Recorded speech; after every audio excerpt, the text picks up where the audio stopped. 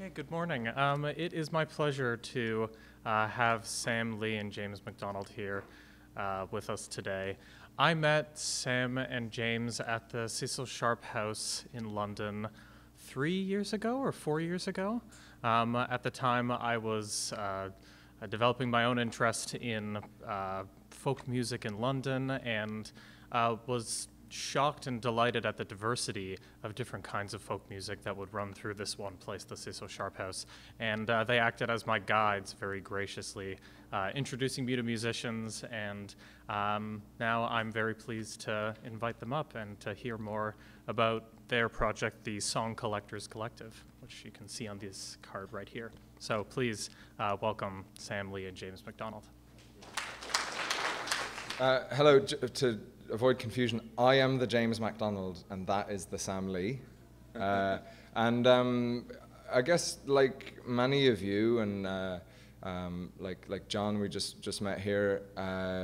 Sam and I got on this journey very much as singers, as musicians, specifically interested in what we call ballads, what people call folk songs. In Ireland, where I'm from, ballad can be a very loose term and cover pretty much anything. Specifically in England, it's kind of used more to talk about, what are known as the child ballads, old narrative songs that are traditionally sung unaccompanied and solo. If there's, in some of those songs there's choruses, you might join in. I'm not big into chorus songs anyway. But Sam and I met very, very socially at these kind of sing-arounds, and we were some of the people that were kind of going out of our way to find some of the rarer songs, and that took us to clubs like this in London, the Musical Traditions Club, which has some older singers who have songs that the younger ones aren't necessarily singing. But this is all really revival stuff. But Sam and I were already on individual paths to go a little bit deeper than that, and that took us to wonderful things called archives. Have you heard of these places? Shh, don't tell anybody they exist. And they have the really old rare songs recorded from what are known as source singers, and we were very surprised to find out that some of these source singers still exist, these mythical beasts. So we had already kind of started, Sam very much so, more so than me, had already started making recordings with people from the gypsy community, the English gypsy community, and the traveller community. Where I grew up in Ireland, in the southeast of Ireland, there are quite a few travellers, but I really hadn't been exposed to their music, as they're a reasonably marginalised and self-marginalising community. But as our friendship developed, we initiated some field trips and started going to places like this, just outside Oxfordshire, north of London, and met some old singers like Ellie here and her husband John on the far left of the screen, and trying to develop trust with these communities. And it's important to set a context that travellers and gypsies in England are not only marginalised, they're very shamed. There's a lot of racism, which is very, very tolerated and accepted. It will probably be the last racism to leave that community. Even on major broadcast channels, you'll still see very overt racism. The stereotypes are pretty cruel. So understandably, there's a lot of suspicion of outsiders. I work as a documentary filmmaker. It's a really bad move to knock on a caravan door and say that you're a filmmaker. If somebody asked me what I did, I didn't lie, but I was going there as a singer. We introduced ourselves as singers interested in the old songs, and very quickly we're usually asked to prove it and sing a song. And that was a great way of setting the context for singing to happen, and with people like Ellie that kicked off. Do you want to say a little bit about the context of the traveller community? Because I know that for North Americans, the concept of gypsies is very different to the awareness of the community. We have three distinct communities in British Isles. We have the Irish travellers and the Scots travellers, who are both essentially indigenous pre-Celtic communities. The Scots come from disenfranchised clans, Pictish tribes, and people who've kind of fallen out of society and gathered together on the road. The Irish travellers as well claim to predate Celtic culture. They speak, each community speak their own language, so the Scots have the cant, which is an extraordinary language mixture of Old English, Old Scots, Doric, bits of Gaelic, bits of its own language, and many other things besides. Very beautiful language. The Irish gammon, or the shelter, or the cant as well, is the Irish traveller language. They are all nomadic people and have been walking across the islands for thousands of years. The English gypsies are a group connected to the Roma community, the Eastern European. There have been successive waves of migration over to the British Isles since for about the last 600 years, and they speak the Romani language, which is, as you know, of Indian descent mixed with European languages and Middle Eastern languages. But all these communities share a certain amount of cultural behaviors, traditions in common, and have been great keepers of, they're great entertainers, great singers, great storytellers, great yarn spinners, fortune tellers, a great gift at psychic palm reading, at scrap metal. A lot of them work. The tinsmiths is one of their big trades. We spread our work across all three communities. The reason being that by the nature of their itinerant lifestyle, they have been keeping the British song and story and narrative traditions alive long after the settled communities have since really forgotten the old songs. The context of where they're sung is still within living memory. James was saying a little bit about the process of our going out, at first quite haphazardly, to go and meet up to try and find some of these old folk to see if any of these songs existed. All the academics in Britain were saying, no, all the old songs, all the old singers, dead and gone, nothing left. But actually we were kind of very aware that, well, firstly there were recordings made in the 50s by people like Peter Kennedy and Alan Lomax for the BBC that I'd been working on when I was at Cecil Sharp House, with 10-year-olds in the 1950s singing folk songs, recordings of young children. I realized, well, hold on, if they're young, they're probably still stuff going. They might still be alive, might still be singing these songs. So there was that quest to go and find them. I ended up becoming apprenticed to a Scottish traveller who was a great ballad singer with many hundreds and thousands of songs and stories. But it was then finding those keepers of the flame in the gypsy community and the Irish travellers that was really the beginning of our journey. Maybe we should play you a little bit of a film of a woman called Frida Black. This is a film that was made by the Guardian newspaper, which is one of our more kind of respectable left-leaning broadsheets. What was that noise? The only one that will give you in any way positive representations of travellers, I think. And Frida lives down in the southwest of England, in Hampshire, about an hour and a half out of London. She's 88-year-old now, born on Christmas Day in a caravan. All these people we're recording, remember, are born on the side of the road, in tents, in caravans, living a life very close to nature, still have an amazing affinity with the natural world. And this is Frida Black, who's singer of many old songs, some of which going back over 1,000 years.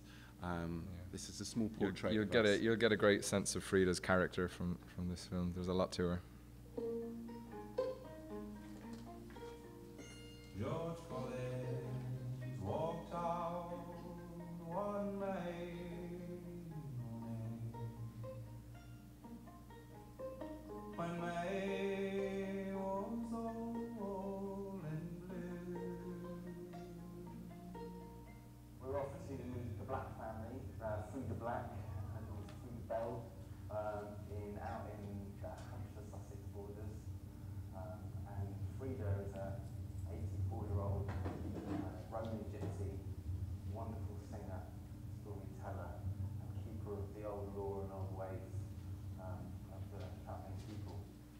one girl was dark, that was a dark tall one, each one, and the other one was the smaller, the skinny one. And they used to, the fat one used to rip the phone book. Get out of the big phone book and tear it out. Was this cartwheel thing, was it talked about amongst the gypsy families? Did you hear other people talk about it? Yeah. You say pinch it, we say put your apple, some say strop it, and put the penknife here, and you bring the stick, a shade in the flat. To make the rose. Travellers were strong people. My mum, she had 8 children in a caravan. So you can do, what they do today, they goes in the hospitals and they make a fuss about it, don't they? See, there it is. You got laugh at it inside. I was born in a storm caravan in a farmer's field.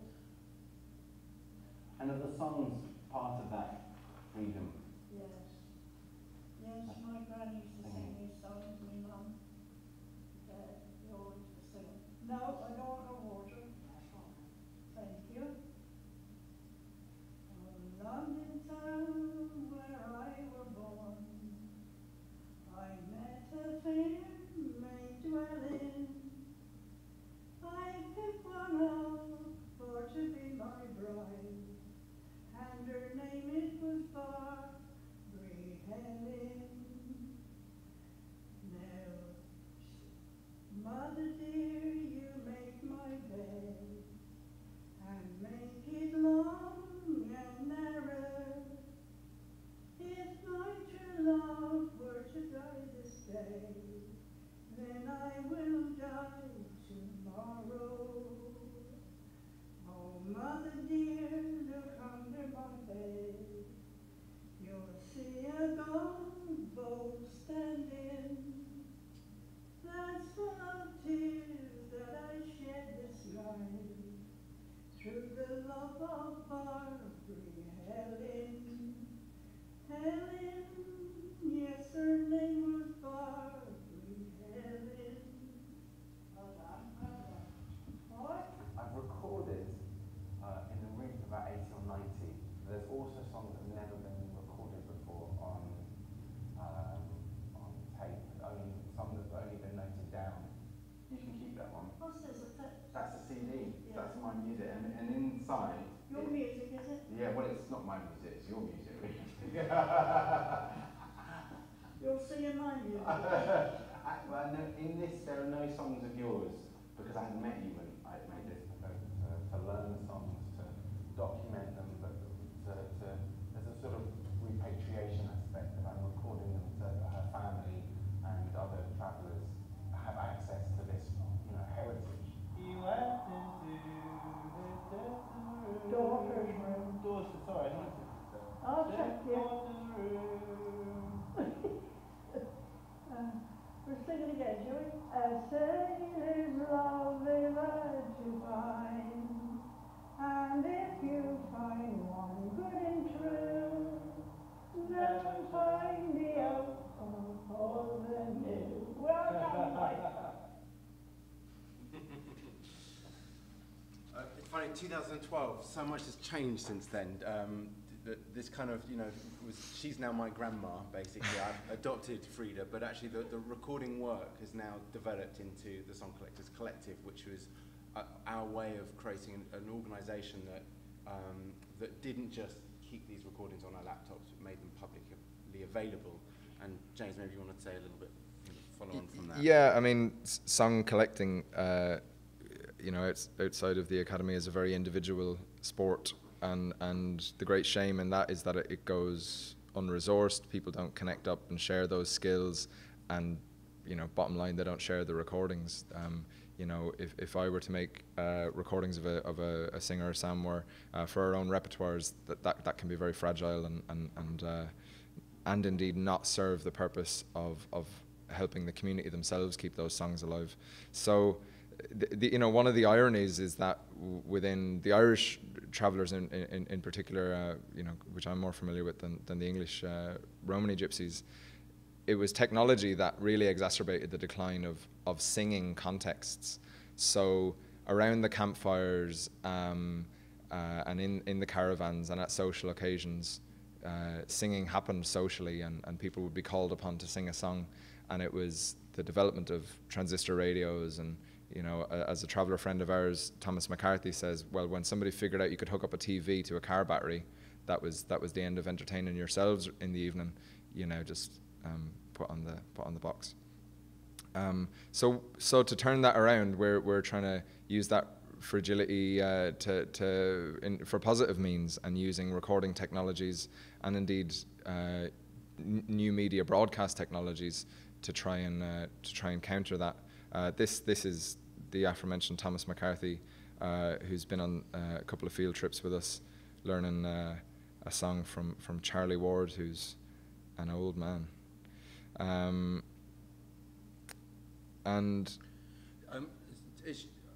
Tell you a little bit about the kind of the song collectors and actually the kind of process of how we work.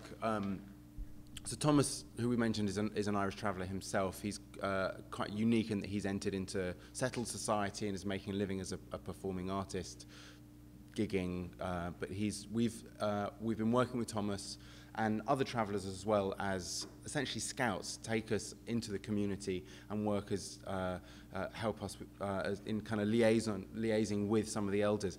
It's not necessary to be doing this always.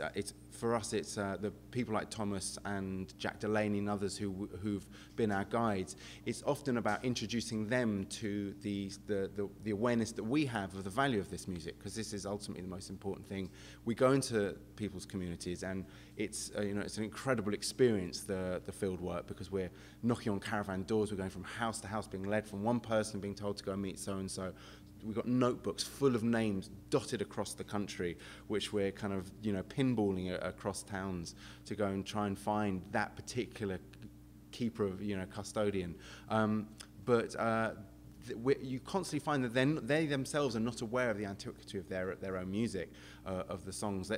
We call it the cash in the attic moment, where they realise that song is ancient and is very rare, and they just thought it was that's Granny's song, that song that Mum or Dad sang. So it's about trying to give a sense of importance and value of the music, which is so vital, because the families themselves aren't aware of the fragility of the traditions, how quickly it's disappearing, and actually the rarity itself.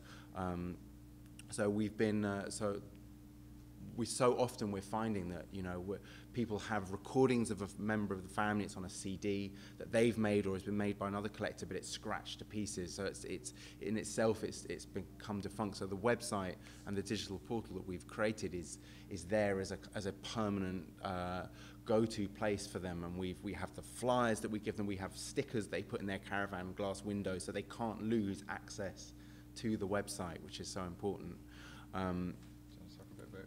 So just to give you a very small idea of one of the complexities of making notes of people's names and locations, they're traditionally nomadic people. They don't move around as much as before, as much to do with government policies on free movement as anything else. But this is a Johnny Connors. Johnny Connors is a very popular name in the Irish traveller community. He's known as Pops Johnny Connors. Now I think. This is another Johnny Connors, a very different guy, and he's the Buffalo Johnny Connors. He calls himself that. He has a few other nicknames that he doesn't call himself. Do you want to talk a bit about Johnny and Lil, and then we can play the video of Lil? The Buffalo, when we're off buffalo hunting, as we call it. He's an extraordinary man in his late 80s. He's one of the kind of real rare finds. Not always so rare, but a singer who not only has songs but is actively keeping them alive in his head. The time we've spent recording doesn't do justice to the amount of songs he's sung. We've been through 3-hour sessions, unstoppable repertoire of ballads, some of the really serious child ballads as well, if we're getting academic and anal about it. For him, he's a great understanding and awareness of the importance of the songs, of the vitality within them. he's an old singer. He's not a beautiful singer. His wife actually is a very beautiful singer. There lies an interesting kind of power dynamic because he's the singer in the family, and you know, when recording the two, it's quite difficult to actually get Lil to sing because she's very kind of subservient to her husband. But asking Johnny about, you know, how he remembers these songs, what's wonderful is he says, well, at night, you know, I can't really sleep very much, so I lay in bed all night and I go through this. He goes through the songs one after the other, and he'd have versions of the Outlandish Night, 15, 16 verses of the serious songs. We had this wonderful experience. We've started bringing the film camera with us and recording a lot of the singers, which is vital to actually show that the performative aspect of it, of the animation of the singer when they're in that, you know, in that process, in that song, in that ritual of singing. And we James, you had the camera out, and Johnny sat there. The first time we kind of really properly met him and recorded him, and for 3 hours he sang, looking down the barrel of the camera. Very like, intimidating. Incredible. Like, this was for him such an important act to be giving those songs over, and this is something when we at first were going very trepidatiously, will they sing? Now we're kind of, you know, look, we have a website, this is what we're doing, and they're very quickly very keen to commit their music to the project because they realize we are in this age of extinction. In the next 5 to 10 years, all of these singers will have passed away. So we are really in a race against time to do the documenting work. But maybe now's the time to say this is, well, I mean, maybe it's now time to play a little bit of Lil singing, because it's lovely just to have maybe a verse or two of some of the beauty of the voices and the melodies here. Just something that I don't think either of us have said. You know, Johnny and the Buffalo Johnny here and his wife Lil and many of these others wouldn't have had much schooling, so there's a very high rate of literacy, a very low rate of literacy, sorry. So these songs were all passed down orally from within the families and within the community. Is this playing?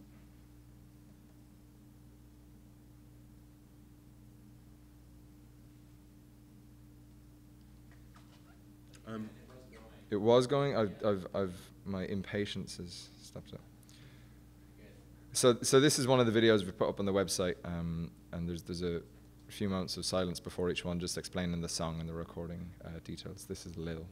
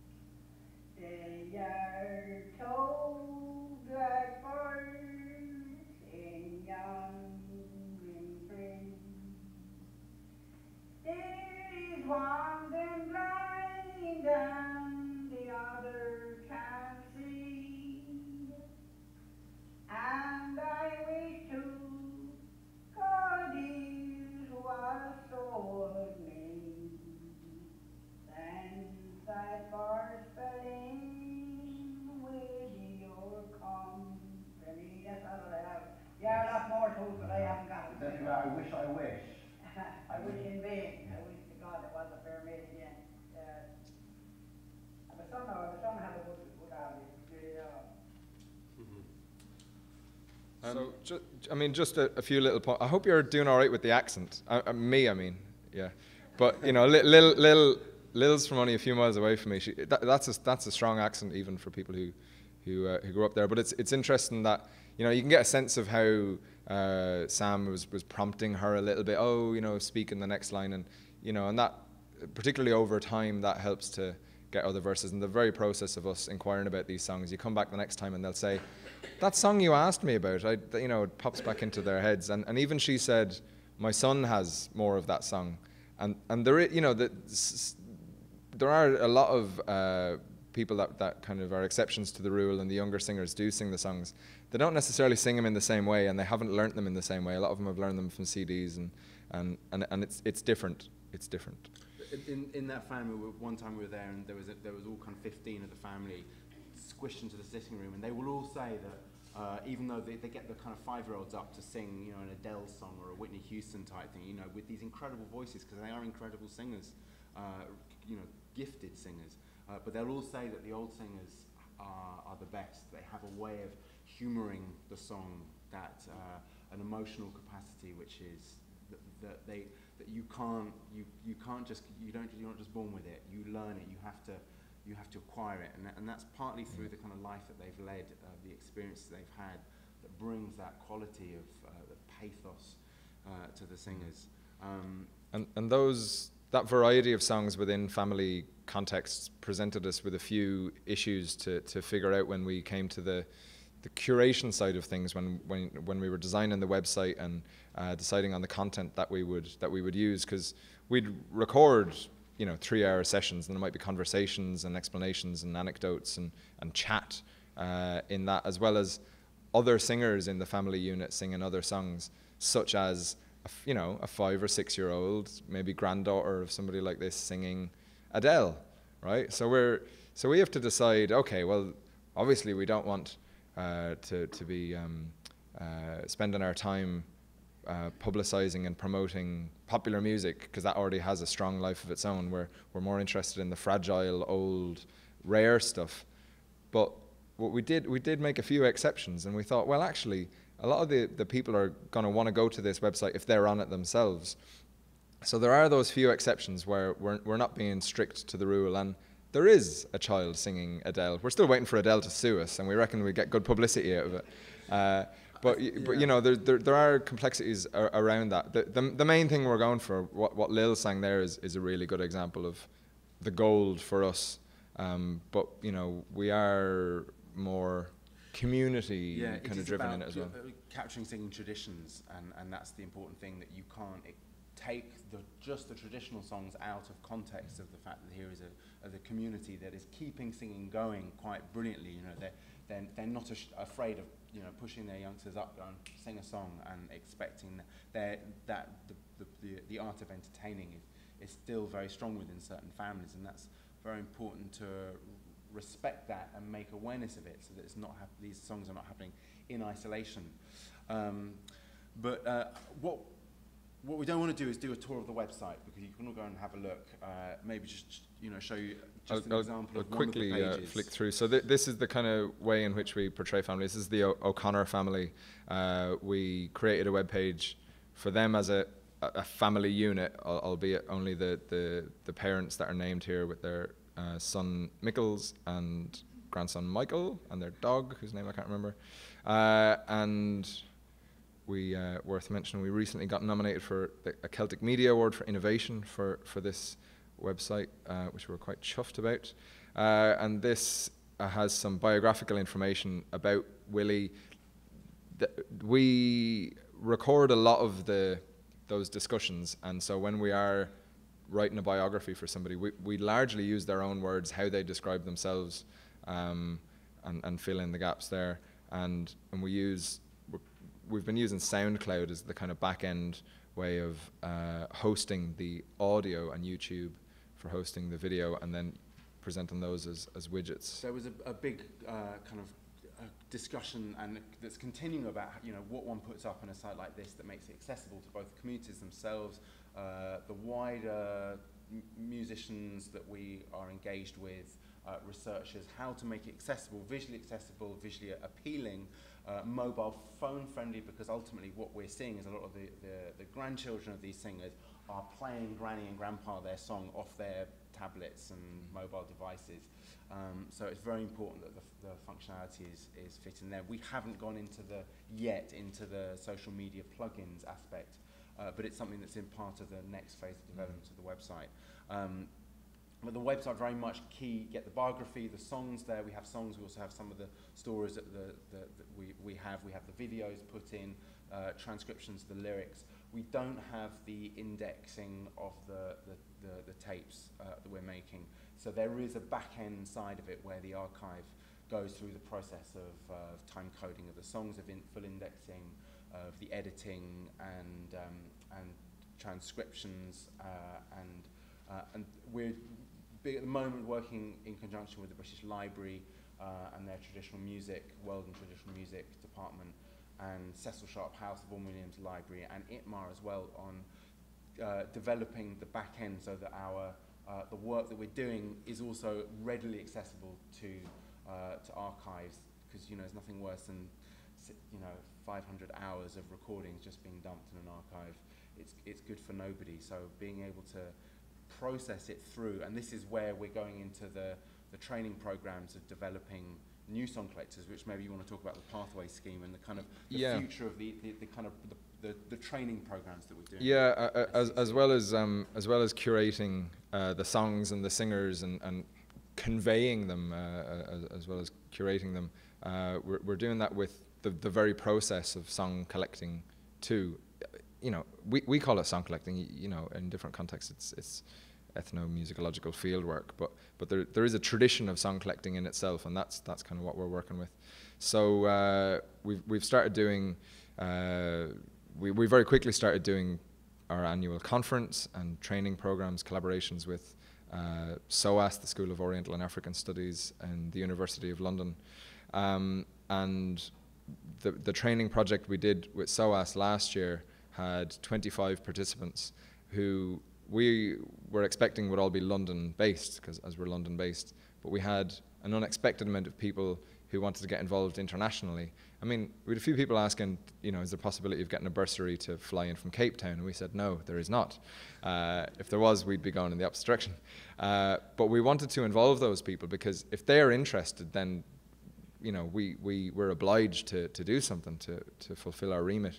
So we've last minute designed a way of doing this very personal course, hands-on course in a remote way, and it almost worked. So that's what we're working on now, is a way of kind of spending a bit more time figuring out how we can provide resources for people who want to start this journey of being a song collector that we've been on for a few years. The website is specifically at the moment hosting just the Music of the Gypsy Traveller community, with a little bit of the Settler community and a few other exceptions to that. So there is this bigger kind of question of how we make the work that we're doing appropriate cross-culturally, whether what we've built is only really relevant for the needs of a community like the Gypsy Travellers. And this is the ongoing questions that we are asking, and seeing the fluidity and the adaptability of a site like this to work in different areas. There, within the website is an enormous amount of resource material on the art and practice of song collecting, but also song lists and materials so that those who are going out in the field can go out armed as we are with the list of, I think it's circa about 600 different songs that are probably extant within the traveller communities. Actually, 600 is from the Irish traveller communities, not the Scots and English gypsies, very different repertoires as well. And then also, song samples so that singers can, people can go out who aren't singers. James and me have the advantage of being able to go out and give a verse. I've got thousands of first verses of songs in my head. I wish I had that many full songs. But so using as prompts and a way of delving in, melodic samples. But we can't expect every person who's going out collecting to have that sort of background knowledge. So being able to create the package that one goes out with, recording device in one hand, song lyrics in another, sort of thing, the material that's needed. We're condensing that down so that we have the kind of, the ready to go pack, the kind of travel pack, as it were. Yeah. And it's easy to have 1,000 of these opening lines at least, because 500 of them are "As I Roved Out," and the other 500 are "Come all you." So you know, if you're looking for a cheap trick, just pick one of those lines. This very quickly, this is a blog that we created for that project last year, so that we could very quickly share the recordings by the participants on that without having to create all the resource and context that we do for the main website. And this is one of the participants, just to give you an idea of how we're, you know, starting to expand outside of the Gypsy Traveller communities. This is Andrea Sinclair, who's a social worker and an artist, and she's been making recordings with Age Concern UK, which is a charity for supporting older people. Should we play the recording? No, we'll move on. Okay, so then in terms of how we, you know, represent song collecting and represent ourselves, for this award that we got nominated for recently, we were given the challenge of having to create a video that would be shown at the awards ceremony that would be 30 seconds long, explaining what we do. That was impossible, but we did a minute version, which they played. We'll maybe play that later on, because if time allows. Okay. I think what would be really important to talk about is in terms of the kind of the future work of how we are. I'd like to say a little bit of, you know, in terms of curating the work we're doing onwards with some of the musicians. This is obviously, it exists. There's the kind of patronage idea of how we're trying to professionalize certain and opportunities for certain singers, like Thomas McCarthy, like Jack Delaney, 28-year-old singer in Dublin of Irish Traveller background, but also that we are, by creating platforms for these singers, we are trying to give an increased sense of value, as I was saying earlier, in terms of the music and the culture as well, because this is so important. It's not just about the music, it's about trying to change round a very, very unfortunate appreciation of that community, and being able to show for once in wider media the riches within the Gypsy Traveller community. I don't know if you've had the Big Fat Gypsy Wedding show on TV, but Channel 4 made a horrid mess of the situation through totally unfair and falsified portrayal of the community. So what we're trying to do is use the material itself, certainly with to draw light on the importance, on the cultural value that they are keeping alive. So we're bringing singers over from Ireland and Scotland and across England to London mostly, pushing on concerts. I'm a promoter of concerts as well. I put on about 60 or 70 concerts in London every year anyhow, with wider folk music under the Nest Collective. So trying to introduce singers like that into modern music performing setups is very important for those singers actually to see a sense of relevance of their material, but also the work we're doing in trying to export the material for wider contemporary use. I, as a musician, am interpreting the music through my own recordings and performing with the band. I make my living out of being a professional singer, and I'm singing the songs with contemporary arrangements. It's so important that these songs are there as a resource for other artists to be interpreting. It is, as I always say, it's a kind of raw material, and immensely valuable, because the British folk culture at the moment is so kind of inward looking in terms of the material that is being explored within contemporary exponents of folk music. We're hearing the same songs by the versions done by the Watersons or 60s revivalists being repeated and repeated. So it's very important that we see a fresh repertoire being brought into the tradition, so it's not, so we are expanding our musical and narrative repertoires. So there's, the importance of that. We're also working on, there's been a huge amount of media attention. The Guardian, the BBC Radio 4 Today programme did a 4-minute piece, prime time, the highest listened radio show in the country, 4 million listeners. We had a 4-minute documentary done back in March of this year. We have a best-selling novelist, Natasha Solomons, is just about to launch her book, The Song Collector, which was based upon the the work that we're doing. She's inspired to write a new novel that's coming out in a couple of weeks, actually. RTE? The RTE, Lyric FM in Ireland, are about to put on an hour-long documentary on the song collecting work. Will be out on the 4th of July, which is the classical music channel, national classical music channel in Ireland. So it's wonderful to have that sort of attention, awareness of the work on, the esteemed channel of between Bach and Beethoven, we fit in very naturally. So it's for us, we enjoy, I guess, the media attention and using that those opportunities to draw attention to the work. It's absolutely vital for us. Fundraising money from the government, from the governmental funds, from the Arts Council. Arts Council Ireland have funded us a lot. Arts Council England. Should I play the video? Because I think a lot of the points you're making. So this is our I mean, it's all self-promotion. Here's the self-promotion video. Oops.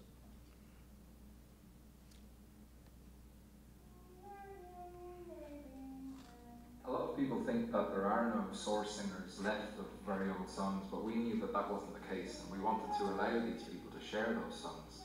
So we quite simply went out and started making recordings of singers throughout Britain and Ireland, particularly those from the Irish and Scottish traveller communities, who have otherwise unknown songs and unknown knowledge about those songs.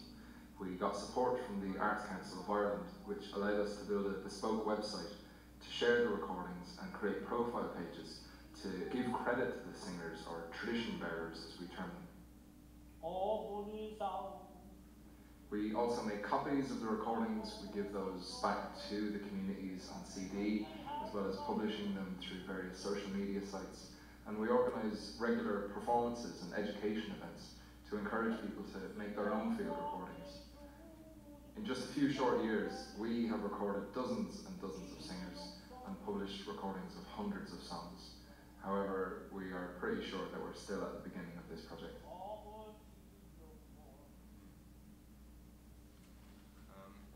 Yeah, and one, I mean, there's loads of boring statistics I could go into, but on average, of the hundreds of recordings we have up there, most of them have over 100 plays. So do the math. I think that's, I'm happy with that. I think we're doing pretty well. Should we broaden it out? Yeah, it'd be good if you guys have any questions. We've skirted over quite a few things, assuming you figure it out, or that you've reasonable familiarity with what we're talking about. But does anybody have any questions? Maybe I missed it, but are there any transcriptions of the lyrics? I could have used a libretto for the. Cool. Yeah. So there are not all, but yeah, that's we've done a few dozen transcriptions. I just think that kind of corpus would be very useful for lots of reasons. For accents, for analyzing, for recurrent themes, for. Yeah, and for learning the songs. I mean, that's our main thing within the community and without the community, the learning of the songs. And it was interesting yesterday. I think it was on the Diversity Cape Breton. There was quite a few resources for teachers. Was that right? Was that website? Was the education? And that's a whole other direction that it's on our list of things to do. And yeah, the most basic way of doing that is creating transcriptions. Interestingly, I've just started making recordings in Irish Gaelic, and yeah, they're not up there yet. There's a whole lot more work needs to go into that kind of stuff too. We run a part of the kind of training days and projects we do. We run the transcribe-a-thons, which are where we en masse get together and are each given songs to transcribe.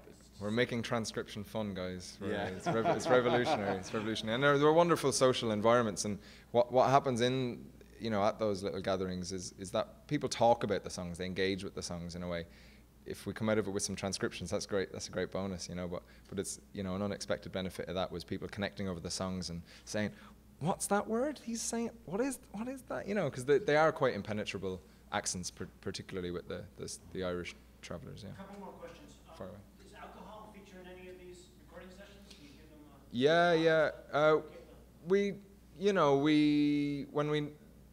if we're making a return visit, we'll often come with a box of chocolate. It's a year since we've seen people sometimes, so we don't come empty-handed. Yeah. Well, I was getting to that. But, you know, I'm just trying to contextualize it in terms of gifts. Like, we don't come empty-handed.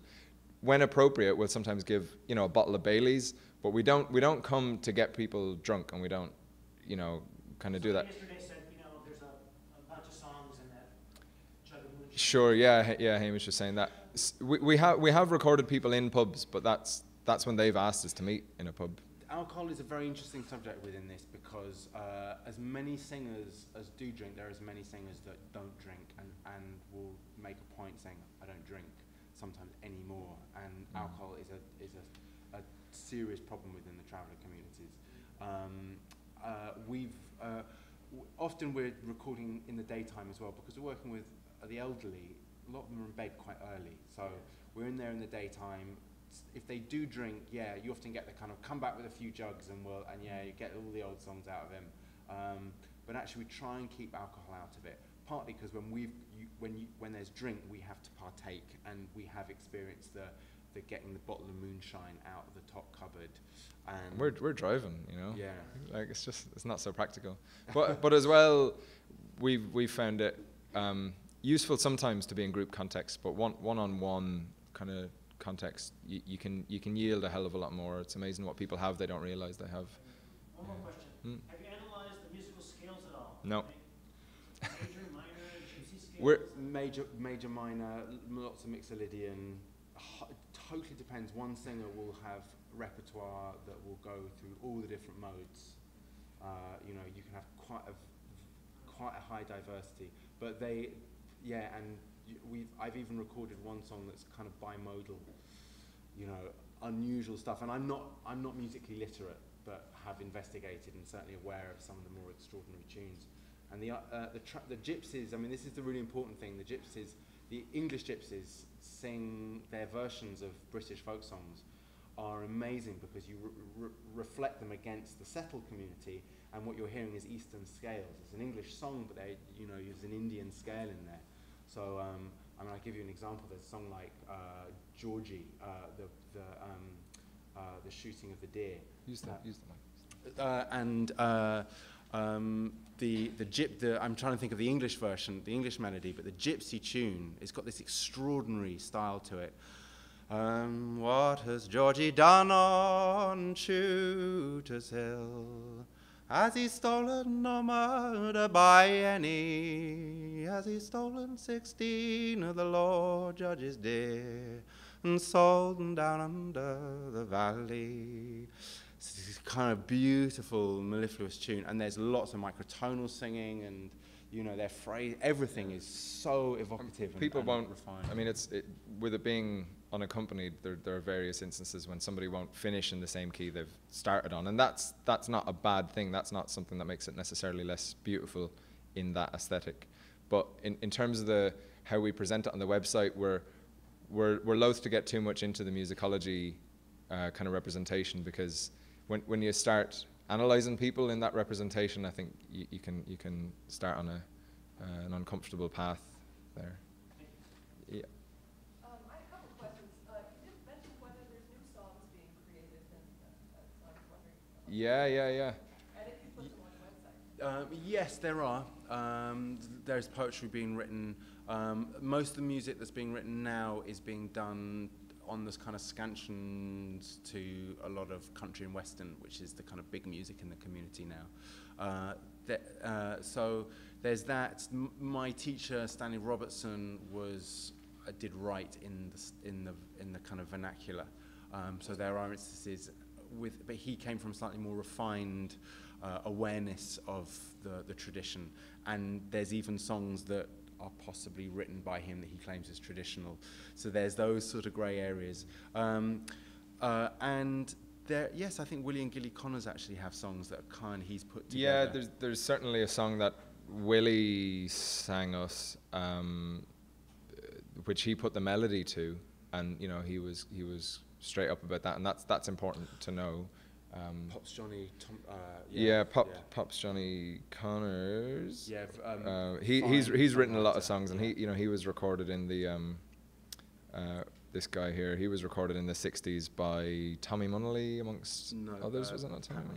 Pat McKenzie and Jim Carroll. And disappeared for 30 years, and we've just discovered him living in a shelter built on the playground that I used to play in as a kid, unbelievably.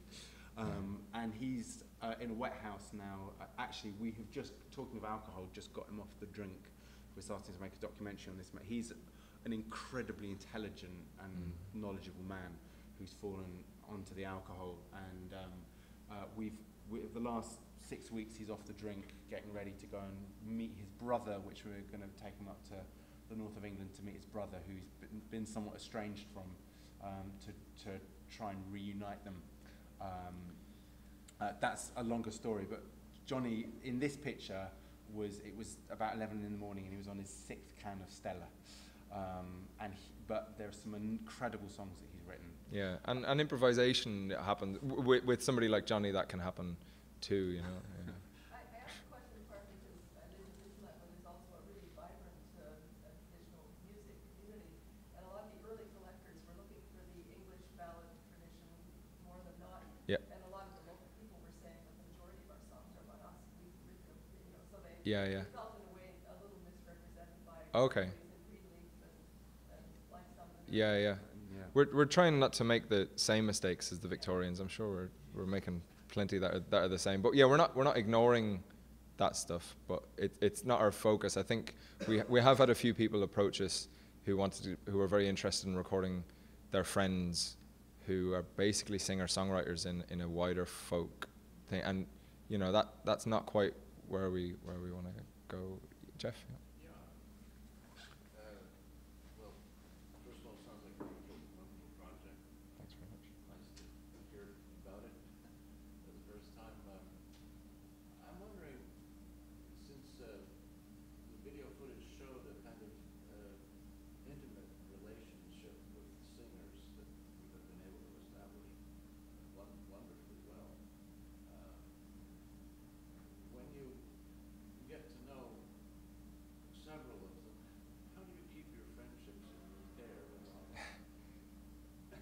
Yeah, it's tricky.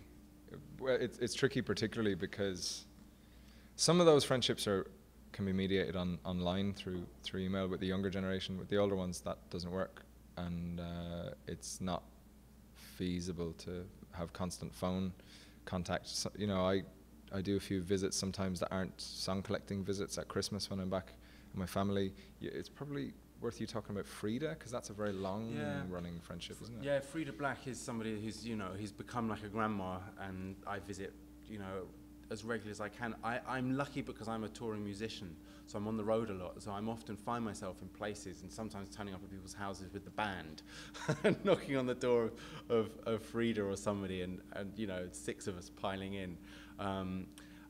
There's a lot of phone contact. You know, it's difficult. I have dear friend Elizabeth Stewart up in Aberdeenshire, which is it's probably, it's the length of the country basically, and she too is like a kind of an adopted family member, and it's very hard. I speak regularly on the phone to her.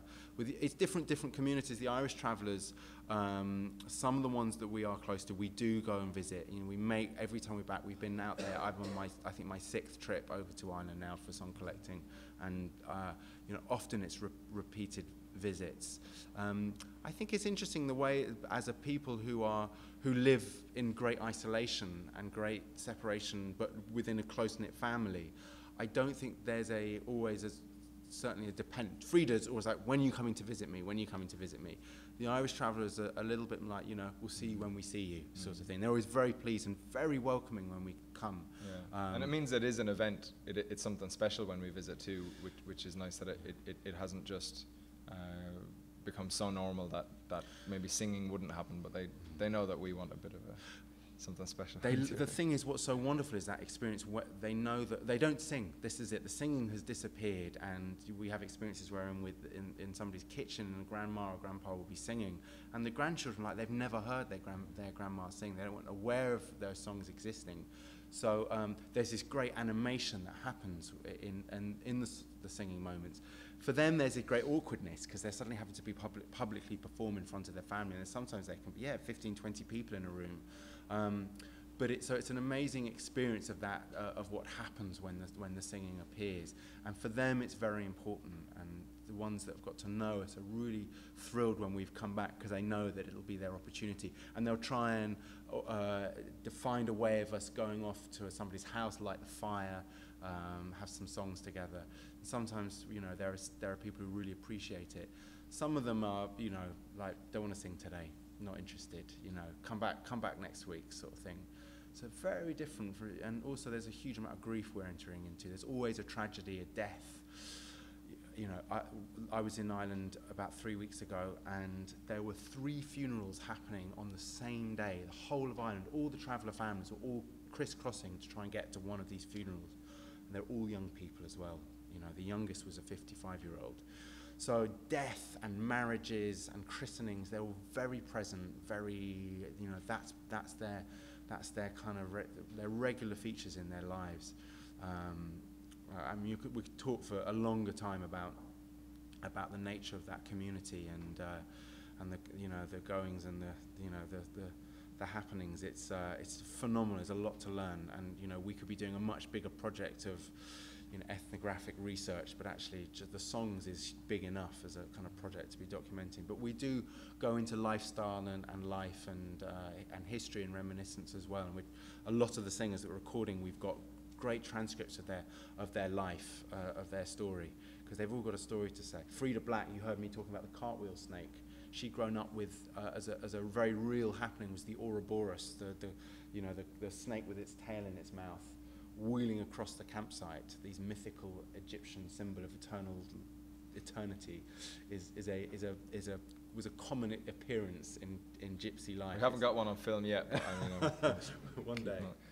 Are we kind of, or is our time up, or should we? Is that okay? That's fine. That's fine. Yeah. Cool. It'd be good to continue this over our nutrition break and coffee. Yeah. But thanks very much. Thanks very much for having us, Marcia, and thanks Eli too. Yeah. Thank you.